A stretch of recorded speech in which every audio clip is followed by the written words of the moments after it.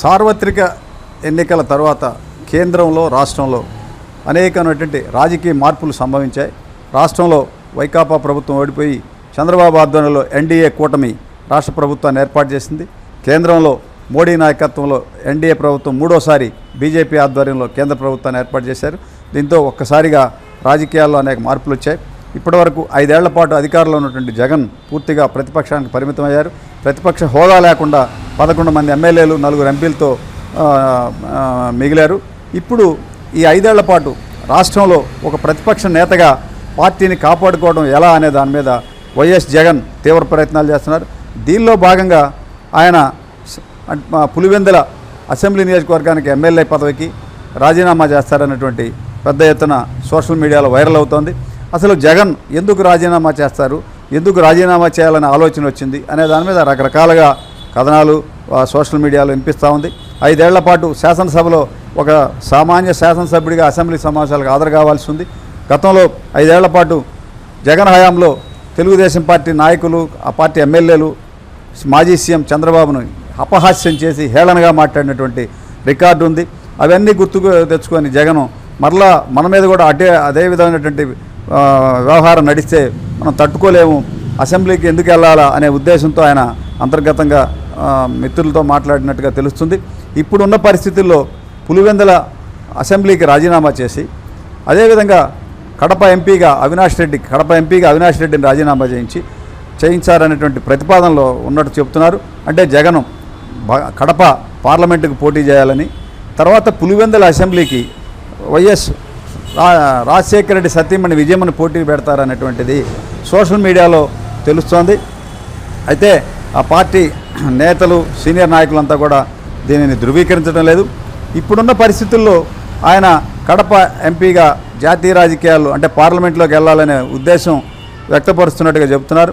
అయితే జాతీయ స్థాయిలో ఎన్డీఏ కూటమికి పార్లమెంట్లో సరైనటువంటి పూర్తి స్థాయి బలం లేదు. ప్రస్తుతం నితీష్ కుమారు, ఇక్కడ చంద్రబాబు నాయుడు మద్దతుతోటే కేంద్రంలో ఎన్డీఏ బీజేపీ ఆధ్వర్యంలో ప్రభుత్వం కొనసాగుతుంది. ఏ సమయంలోనైనా ఒకవేళ కేంద్ర ప్రభుత్వం కూలిపోతే ఎన్డీఏ కూలిపోయిన పక్షంలో ఎన్డీఏకి ప్రత్యామ్నాయంగా ఇండియన్ గ్రూప్ రాహుల్ గాంధీ ఆధ్వర్యంలోని కాంగ్రెస్ ప్రభుత్వాన్ని ఏర్పాటు చేసే అవకాశాలు ఉన్నాయని చెప్తున్నారు.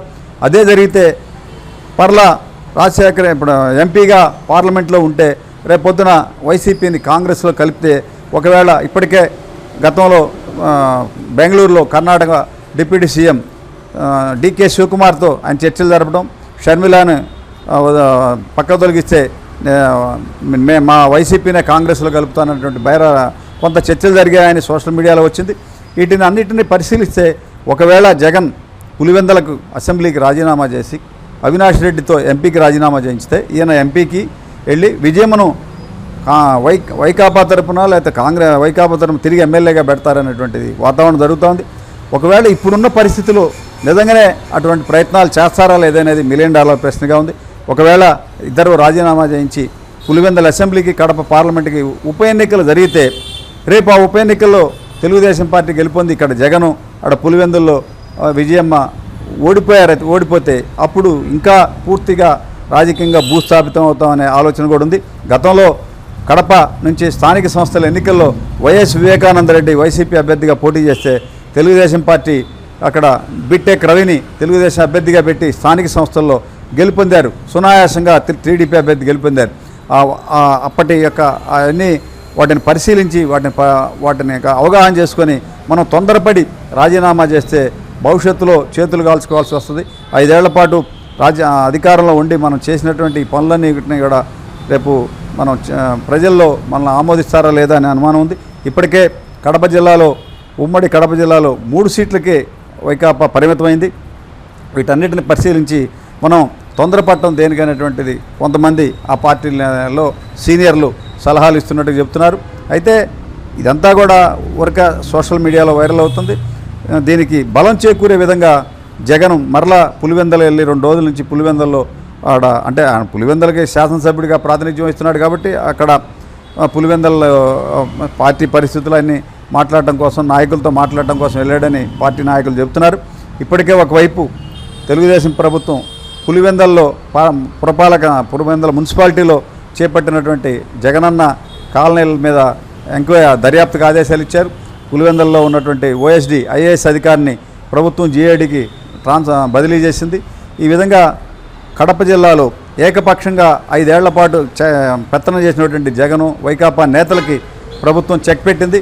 మరోవైపు జగన్ను తీవ్రంగా వ్యతిరేకిస్తున్నటువంటి రాంప్రసాద్ రెడ్డిని మంత్రిగా కడప జిల్లాలో పెట్టారు. రాయచోటి నుంచి గెలిపింది రాంప్రసాద్ రెడ్డి.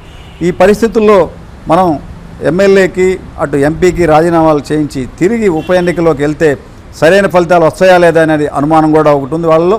వీటన్నిటిని దృష్టిలో పెట్టుకుంటే సోషల్ మీడియాలో వెలుగులోకి వస్తున్న అంశాలు ఏ మేరకు కార్యరూపం దాలుస్తాయనేది ఇంకా వేచి చూడాల్సి ఉంది. మొత్తం మీద 5 ఏళ్ల పాటు శాసనసభ్యుడిగా జగన్ అసెంబ్లీ సమావేశాలకు హాజరై ప్రభుత్వం యొక్క తొందరపాటు చర్యల్ని, ప్రభుత్వ వ్యతిరేక విధానాలని, తెలుగుదేశం పార్టీ ఎన్డీఏ కూటమి ఇచ్చిన వాగ్దానాలను అమలు చేయటం, ఇటువంటి అంశాలని శాసనసభలో ప్రస్తావించే అవకాశం అయితే లేదు. ఎందుకంటే ఆయన 5 అసెంబ్లీ సమావేశాలకి రెగ్యులర్గా హాజరై చంద్రబాబు తరహాలో డిబేట్లో పాల్గొనే పరిస్థితులు అయితే ఇప్పట్లో లేవు. మరి వీటన్నిటిని పరిశీలించి అసెంబ్లీ సమావేశాలకు హాజరు కాకుండా ఎమ్మెల్యేగా కొనసాగడం కంటే ఎంపీగా అవినాష్ రెడ్డితో రాజీనామా చేయించి అతను నేరుగా జగన్ ఎంపీకి వెళ్ళి ఢిల్లీ పార్లమెంట్కి వెళ్తే బాగుంటుందనేది ఎక్కువ మంది చెప్తున్నారు. గతంలో కూడా జగన్ 2009లో ఆయన రాజకీయ జీవితం కడప పార్లమెంట్ సభ్యుడిగానే ప్రారంభమైంది. 2009-14లో ఆయన కడప ఎంపీగా ఉన్నారు. ఆ తర్వాత రాజశేఖర రెడ్డి చనిపోయిన తర్వాత ఆయన పులివెందుల ఎమ్మెల్యేగా 2014, 19, 24 వరుసగా 3 సార్లు గెలుపొందాడు. ఇప్పుడు ఇవన్నీ కూడా ఊహాగానాలు అయితే సోషల్ మీడియాలో వస్తున్నాయి. ఇది పూర్తిగా అది అవునా కాదా అనేది చెప్పలేని పరిస్థితి. ఏదైనా రాజకీయాల్లో ఎప్పుడేం జరుగుతుందో చెప్పలేము కాబట్టి వీటికి ఆస్కారం ఉన్నట్టు కూడా చెబుతున్నారు. అయితే అంతర్గతంగా జరుగుతున్నటువంటి వ్యవహారాలు ఇంకా ఒక కొలికి రాలేదు. దీనికి సంబంధించిన అంశాలు ఇలా ఉన్నాయి.